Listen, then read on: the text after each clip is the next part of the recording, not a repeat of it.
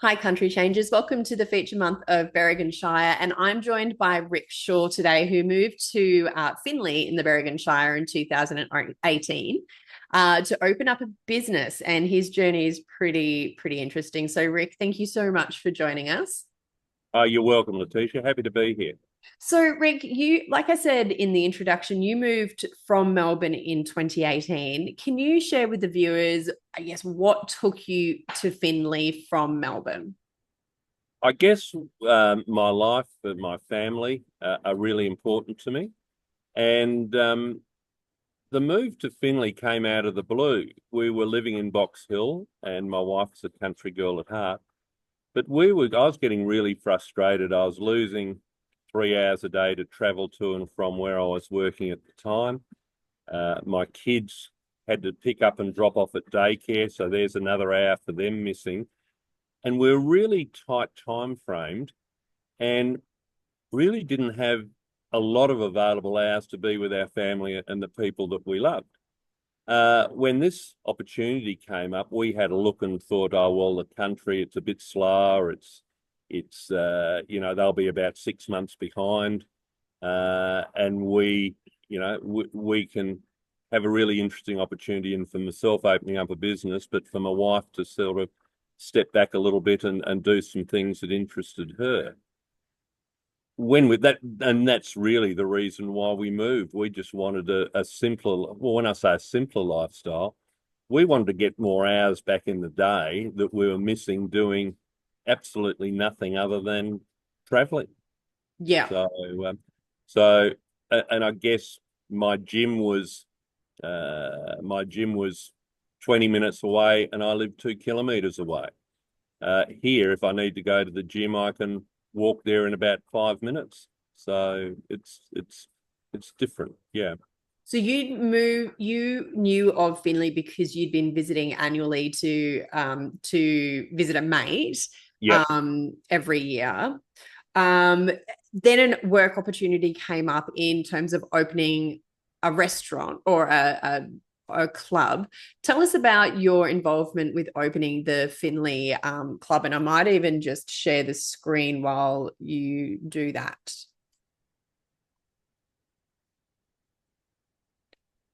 Whoops.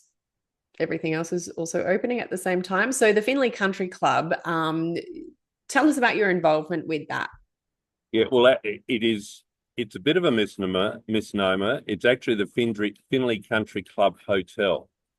Um, and the hotel was closed, and two of the locals purchased the hotel in a mortgagee sale, with a view that they really didn't want the town to slowly die. And my involvement is I knew these guys, and they asked me if I wanted to become a partner with them in the business, which I've said okay to. Um, but part of the decision making was on the sense of community and the sense of family that I got and sensed from these people. I mean, these are people that really cared about others, and that supports some of my values as well. Um, and so you've seen through here, you're seeing a few shots of where we are. We're in a wonderful produce area. Mm. So in opening up a pub, or reopening the hotel, one of the things we looked at was the quality of food. One of the things we looked at was the quality of service, and not confusing good service with strict behaviour. I mean, we want our service staff to enjoy what they're doing, and work with that. And we want our kitchen to be able to express themselves and cook really the food that makes them feel pretty comfortable. Uh, and for us, that seems to be working really well. In other words, we could build on our own ideas and move forward with it and create a really viable business, where we're now supporting 25 staff in Finley. And for those who don't know where Finley is or Berrigan Shire, you're about 3.5 hours or so from Melbourne, sort of north, just northeast of Melbourne. And then close by, you've got that sits within you've got Leeton, Griffith, Wagga, Albury, and Canberra over here, and then it's a About a 7.5 hour yeah, drive. to Sydney. Yeah. So you're not too, I mean, Melbourne is a weekend trip, or even there and back if you were really keen. So I presume you get a lot of people coming up from Melbourne to visit over the weekend, similar to what you were doing at the time.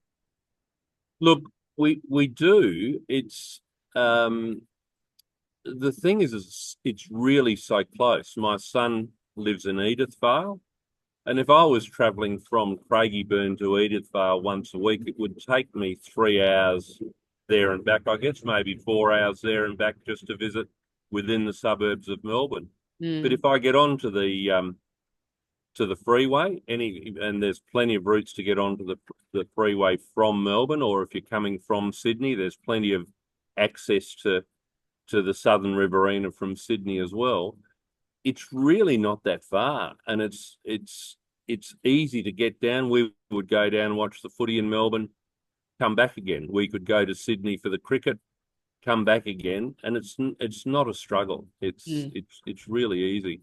And again, when you think about all of your amenities being so close, we actually got a surprise at how much spare time we had. Yeah. You Yeah. know, Which allowed you to do other to things. do other things. Sort of, I'd say to Deb, my wife, I'm just going to the supermarket, and I'd be back in 10 minutes with everything. And I'm going, well, gee, what do I do now? I might have to talk to her and be sociable. So it's one of those things that really, with our young family, or my son's young family, they can get to the swimming pools. There's, and if people moved here, the schools are so close. The hospitals are so close. Our medical, I rang up yesterday to book an appointment for the doctor. I'm in tomorrow. Yeah. It's really it's a great networking system of facilities.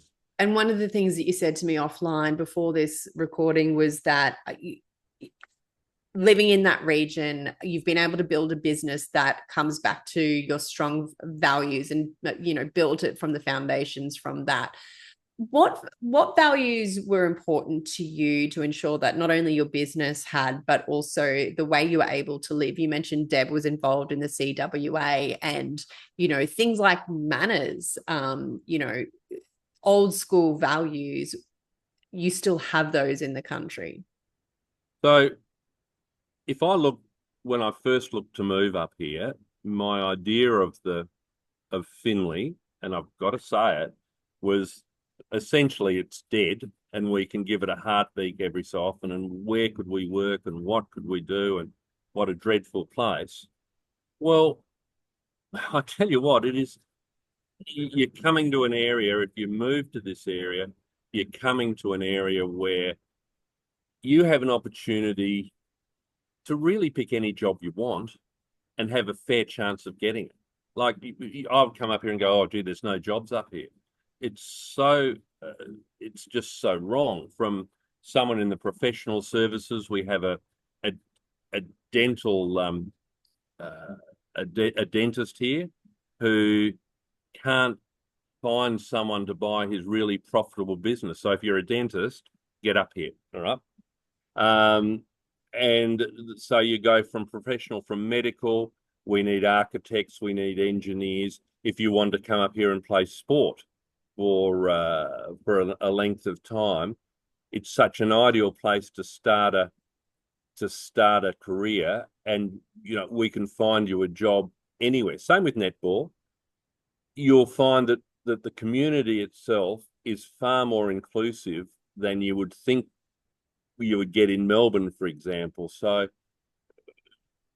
there's no real hierarchy in Finley, where everyone's important and everyone's treated as an individual. I say Finley, I'm living here, but more the Shire itself is one that's so inclusive of everyone. It's somewhere where you can, let's say you're a young family, you're 20 years old and you want to start the rest of your life and you want to buy a house. Here, housing is a third of the price of Melbourne. You can get to and from your daycare. You can start a career. You can have a house in 10 years if you wanted to move away. You've got collateral and you've got security behind you. So there's some really wonderful benefits to living in the southern Riverina and the Berrigan Shire. And Yeah. you have all the Murray for its water sports. I'm really sorry I'm carrying on a bit, No, Laticia, not at all. but we haven't looked back since we've moved here. Yeah, and look, I might even just share on the Country Change page, we have a lot of information about the Berrigan Shire Council region and all the towns and villages. You don't just have Finley, you've got Berruga, Tocumwal, and so much of it sits on the Murray River, as you say. And you've hit a few of these messages along the way. The housing, you do have so many more opportunities to buy your own home and get a much bigger home for a price that you'd be paying, you know, 1 million, 2 million, 3 million in Melbourne for. But you've still got access to Sydney, Canberra, Melbourne, those capitals, if you need to visit friends, family, even from work. In your particular industry, what's been so great? We've heard the success of the Finley Country Club / hotel, but from the back of that success, you've now opened the Bend restaurant, which is situated on the Murray River, and as you said, it's one of the best views around of the river. And this is by the looks of it, the food looks amazing on both of those pages, mind you, but the Bend restaurant is just amazing. And this is probably one of the misconceptions that people have around country areas, is that you're having to sacrifice Melbourne or Sydney city quality food. But look, from what I'm looking at on both of these menus, there's no sacrifice in that department, and it's local fresh produce as well. Tell me about the Bend restaurant and how you got involved with that one. Yeah, certainly. We pride ourselves in my particular business on feeling good. That's our outcome. Our outcome is not good food. Our outcome is not great wine. Our outcome is our customers feeling really good about leaving with a great experience. And that comes from all of those great foods and good wine and things. So when this building came up for tender, we were really keen to get there because we have chefs that are really talented, and so we're able to put on something as simple as a pan-seared Murray cod, as a beautiful duck dish, as another dish that we do as local cutlets. Our wagyu comes from the area as well. And we can get it simplified down to just a really good home battered fish and chips that we do.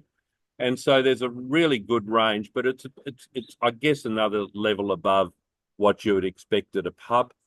Our reviews suggest that people really love the place.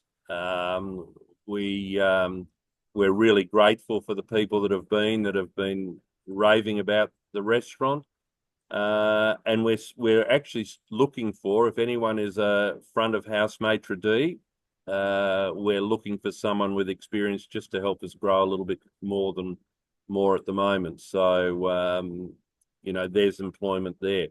And in the area, as I said, where there are a whole range of businesses that are after a whole range of people to help their business and help them grow within the area.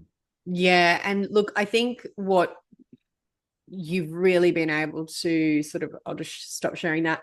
What we're hearing is that you were one of those people who had some of these, I guess, preconceived ideas around what the area would be like, and it wasn't until you moved to the region and started working with the locals, with the other suppliers, that you really saw the opportunity and the potential, but also what was already pre-existing there? Because you do, and I have this myself. I've been working in regional Australia in my business for 15 years, and people always still to this day go, oh, do you get enough work in the regions? Like, aren't they dying? Because there's so much, I guess, negative media around that.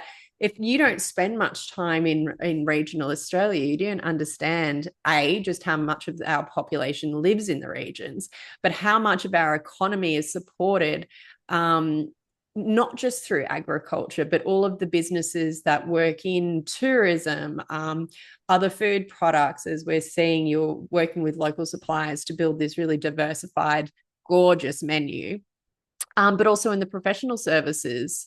You might need to start again. Oh, yeah, you're there. Yep. You do, No, you're okay. You just out. froze for a moment. Oh, did I? That's always great. But you've got so many amazing professional services as well. So it's great to hear that you've had so much success, not just one business moving, but now two. And there are so many other potential opportunities for people to explore if they are interested in a country change. If I guess given that, what advice would you give to someone who's looking at making a country change or potentially hasn't even considered a country change before? I think the really important thing is be accountable. The main thing to do with any region that you move into is not to expect from the people. That will come organically. There won't be a fanfare for your move here. There won't be people to welcome you at the door when you get here. But guess what? When you've moved into a house, the neighbour from next door may well bring you a sponge cake, right? The neighbour from next door or someone might be able to go get you down to the football club and start working. So expect that it's all not going to fall in your lap in 2 months, okay? But if you're coming here and you want to be in a positive environment, if you want to be with people that are not palming it on to someone else to fix their problems for them or to make them better or to make them whatever they want to be, you'll find a community that will want you to succeed. It's not a tall poppy trying to cut you down. It's people wanting you to take that next step.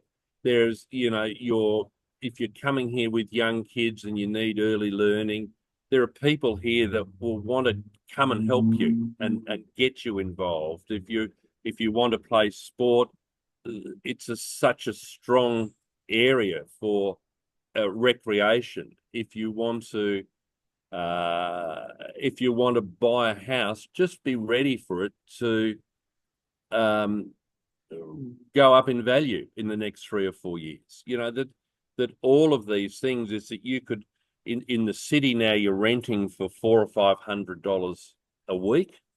Well, you can buy a house and be paying $250 a week.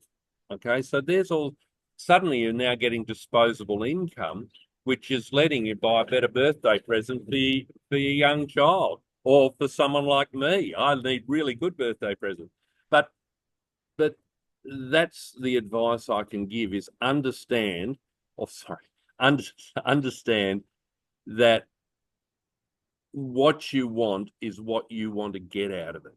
Okay. And never ever don't have the misconception because it's a small town that it's a small community. This community is big. This community is vibrant. We're stretched over through Berrigan, Tocumwal, Finley, Blighty.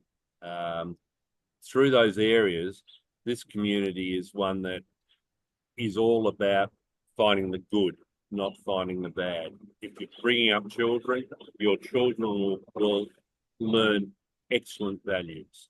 If you're looking to be in an environment that is safe from crime, and I say this advisedly, the area looks after itself. And, the crime rate here is almost negligible, I'd suggest. So come up here, be ready to enjoy yourself, be ready to breathe, be ready to sit back in your chair with your glass of wine or your bottle of lemonade and just enjoy the sunset. Enjoy being at peace with your partner and working in an environment where you can go home and you still feel great. And your kids are going to get that great education. Your kids are going to have every opportunity to move forward.